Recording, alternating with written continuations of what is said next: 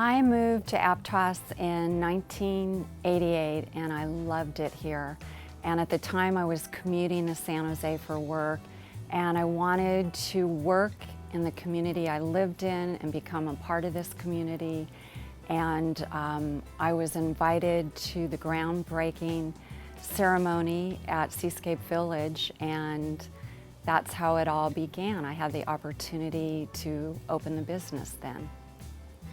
What encourages me to give back to my community is I was brought up with two parents who had very tough beginnings. My mother grew up during the Depression in New York and had to quit school in 8th grade to feed herself. And my father was a Holocaust survivor, and through all their struggles, all my childhood, all my life, they always gave to people in need. Even when they didn't have a lot, they just always gave, and I think they set that example for myself and my brother, how important it is to help others. My biggest challenge in the almost 25 years I've been in business was the Gulf War in 1991. We had just opened Cinnamon Bay, the shopping center had just opened, and the economy tanked. Everybody was afraid to spend money. It was a really difficult time, and I am so thankful that the landlords, the Holcombs, Holcomb family, the Holcomb Corporation, were the people I was renting from at the time, because they were so supportive of all of the small businesses in the center. They wanted to see us all succeed, and it was a hard time for them just trying to get the resort going. But they were wonderful, and I'm so thankful for them. Even though they don't own the center anymore, they're so supportive. And Sue and Rose are the greatest managers in the Holcomb Corporation, and you just never feel that you can fail when you have that kind of support. It's very easy for me to be enthusiastic about my job, my business, because I have the greatest customers in the world. They started out as customers, but they've become close friends, almost family, and they come and hang out at Cinnamon Bay, and people seem to love to congregate there, and it makes me feel really good. And I just love seeing them every day. So I'm thankful. I'm so thankful for my business and for my customers. My biggest inspiration, no doubt, for starting my own business was my mother, Lil. She was a free spirit, a true entrepreneur. She had several businesses, and she loved people. I love people. I have my degree in psychology, and here I am in retail, which that degree helps me quite a bit some days. And my mother was so supportive of me opening Cinnamon Bay, and I lost her 2.5 years ago to Alzheimer's, but she's with me every day. She was a blessing in my life and made life so wonderful.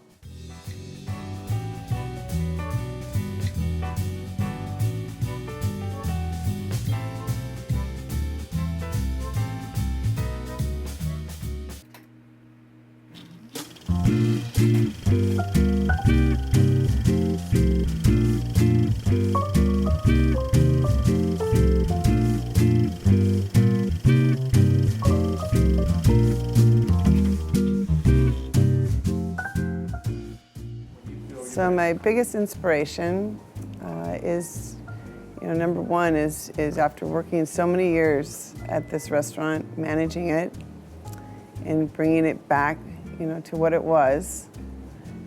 It's been a big challenge, but I brought it back, and my inspiration really is my staff. I have an amazing manager, Cynthia Parks, who's helped me on this journey. Of course, Chris Benson, my significant other, he's really helped me. And you know, I couldn't have done it without them. It's been a challenge, but it's worked out. I've you know, I managed this place for 20 years and now I own it, and that has been a challenge, but it's doing really well. So why did I pick Aptos? Because I love Aptos. I managed the Cafe Rio for over 20 years, and Cafe Rio started in 1979.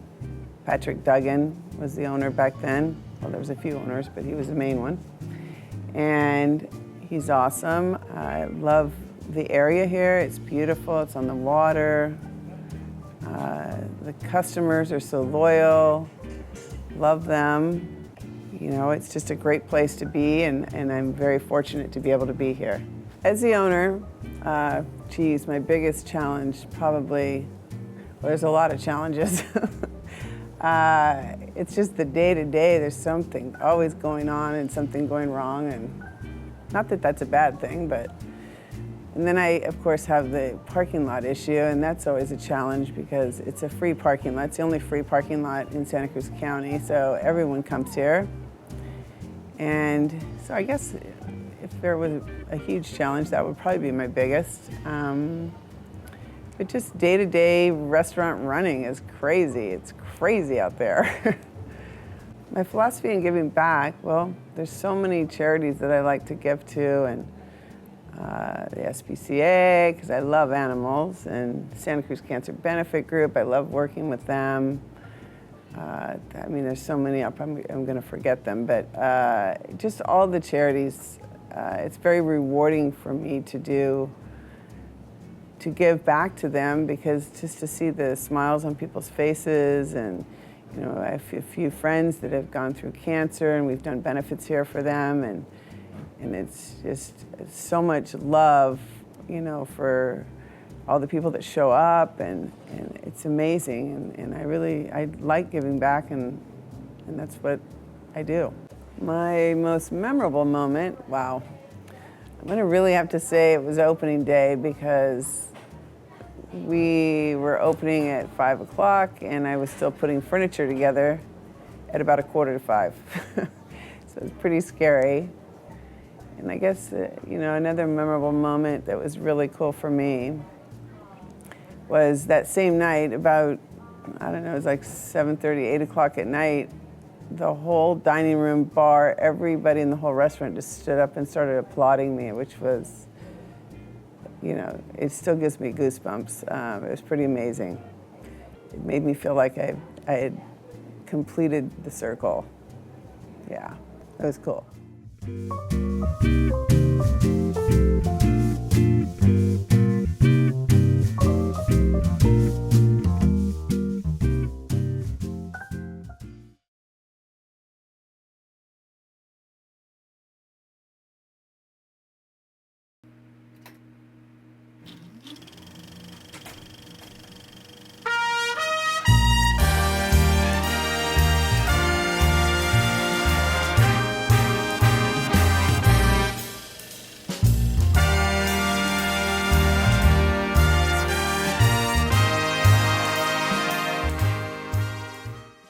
I've been involved now with Second Harvest for the last 4 years, 3 years on the board.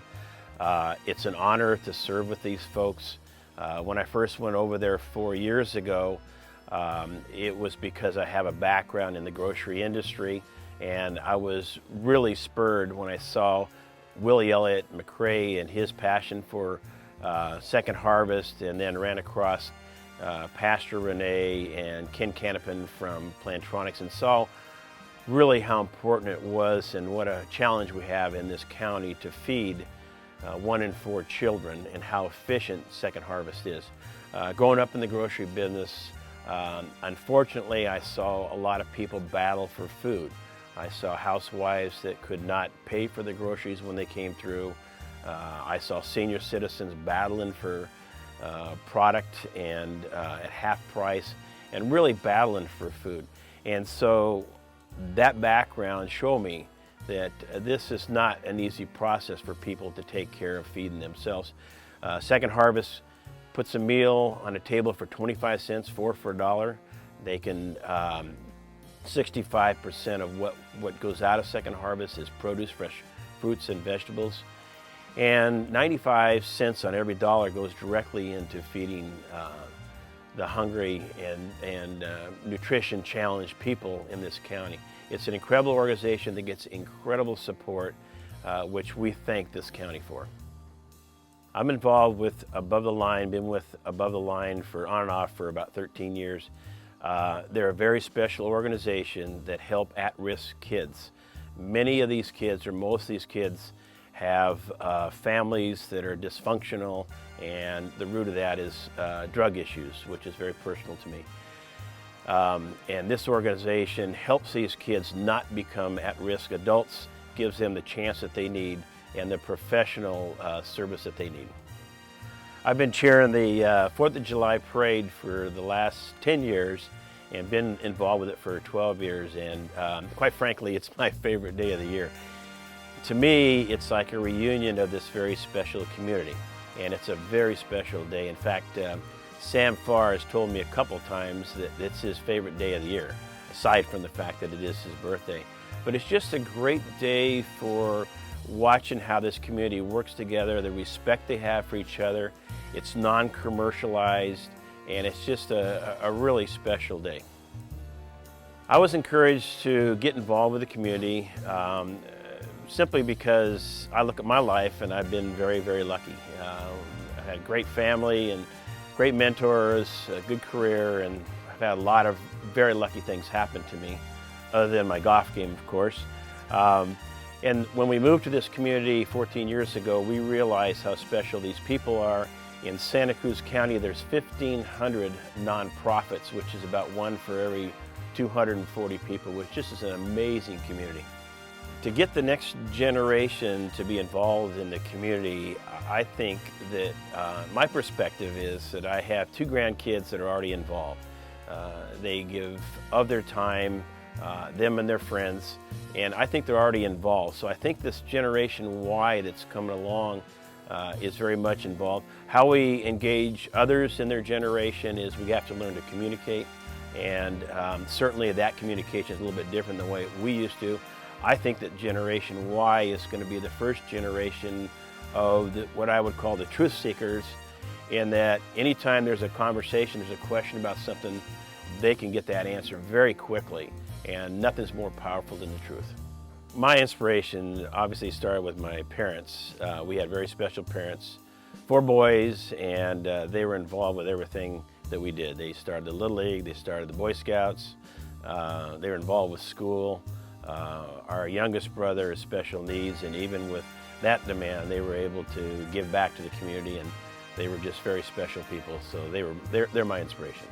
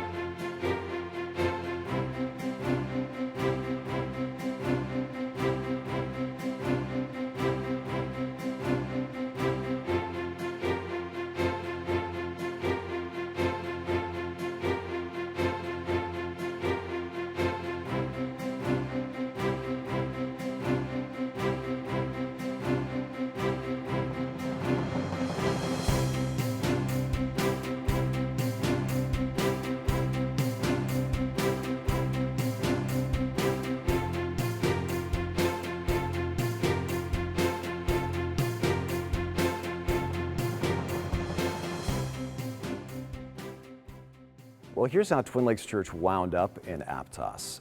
Way back in the 1890s, Twin Lakes Church was actually started about a block from Twin Lakes Beach. And the congregation grew and grew and grew over the years.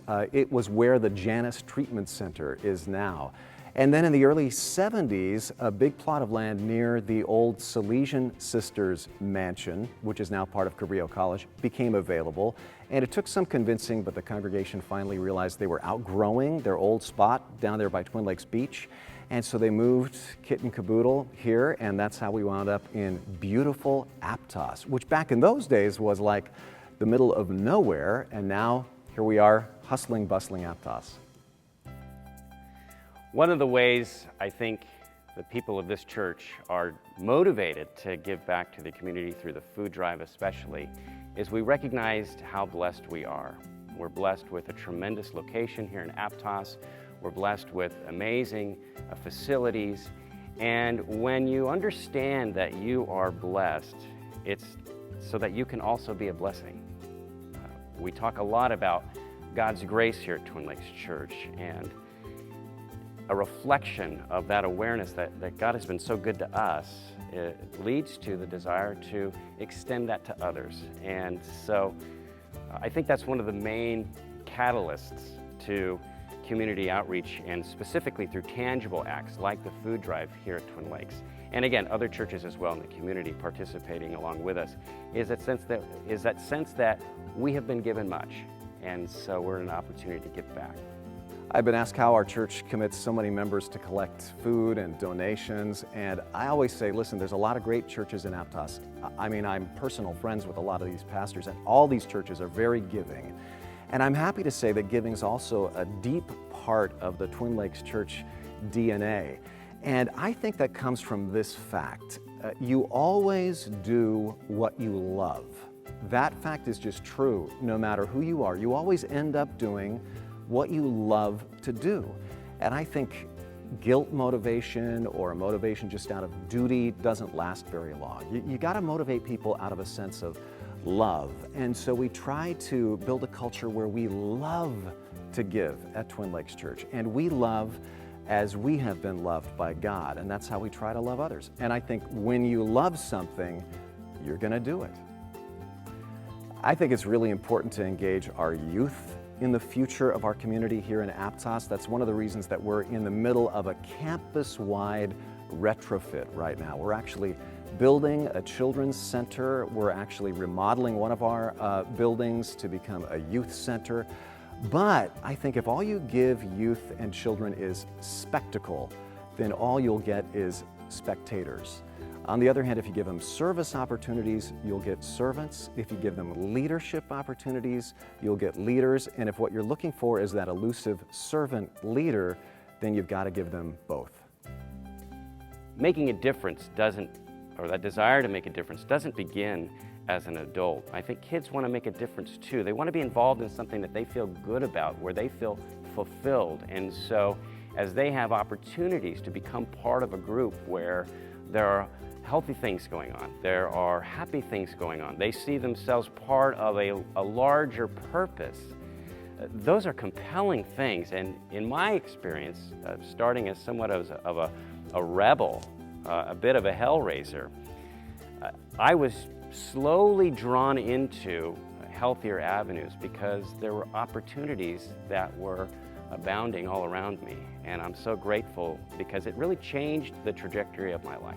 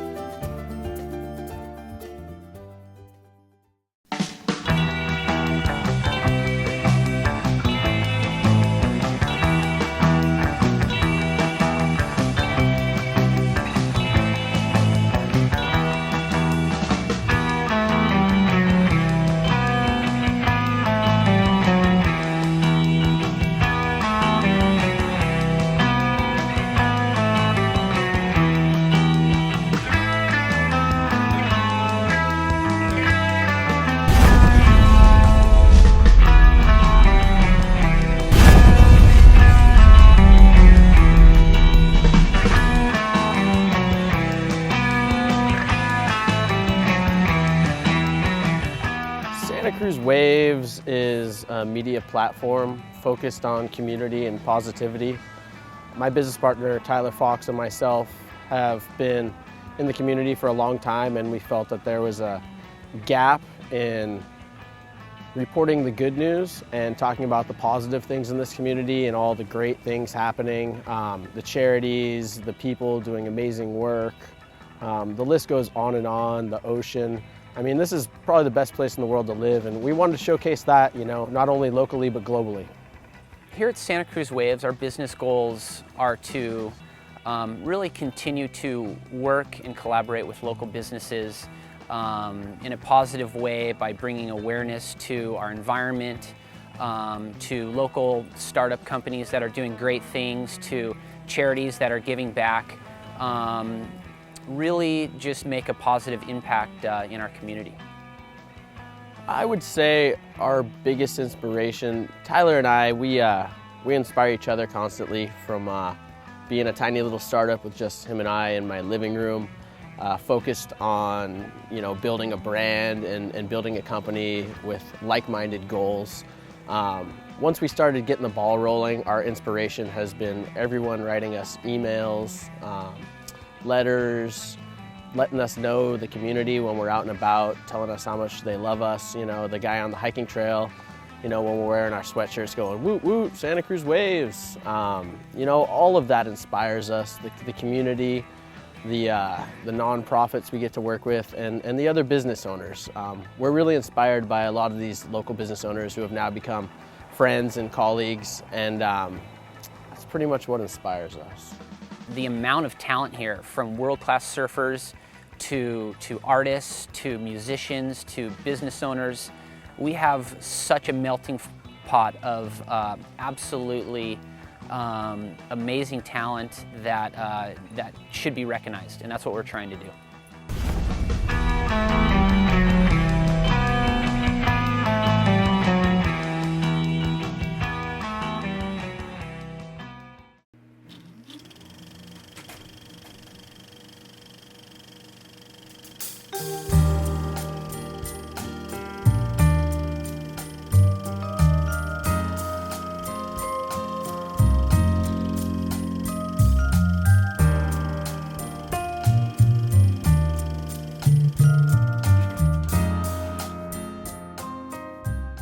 When you reflect on a long career of community service, you sometimes think about what were the challenges that we faced. And I think the fire department has always faced the challenge of making sure that we're a good balance with the community.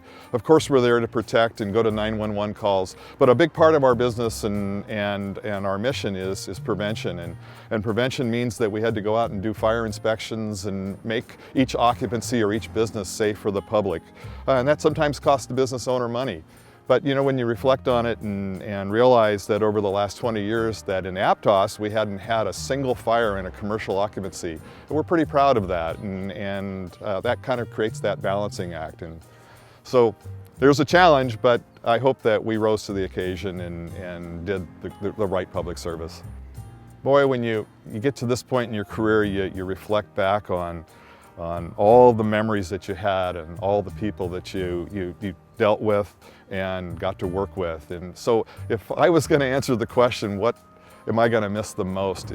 It's going to be people. It's, you know, in sports, athletes, they talk about missing the locker room. I'll miss the fire department locker room, the crews and all the interactions that go on. These are great people doing great work, and they love their jobs and they love their community. And then there's the community, just you know, not only with the chamber, but the businesses and all the different groups, the neighborhood groups throughout our community. Is walking around in uniform, everybody knows you're the fire chief, and I guess I'll miss you know, that recognition, but I hope that the relationships and the friendships that we've made over the years are long living, and that's what I'll miss the most. I'll miss people.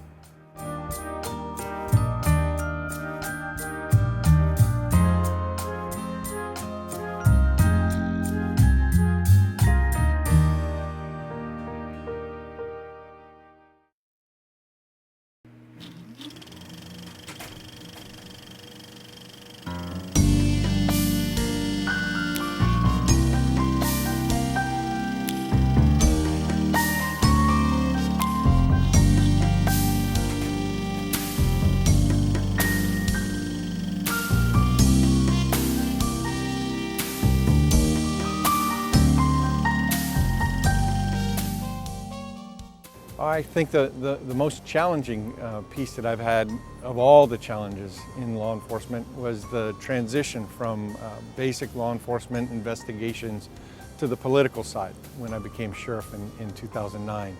It was just a little bit of a change in work processes, and it was definitely a change in relationships. Obviously, the thing that I'm going to miss most is the camaraderie, the interoperability between law enforcement agencies, the men and women of the Santa Cruz County Sheriff's Office. We are a very large family, and it's something that you come to know and love, and not being there day to day, I think is going to be quite a big adjustment for me.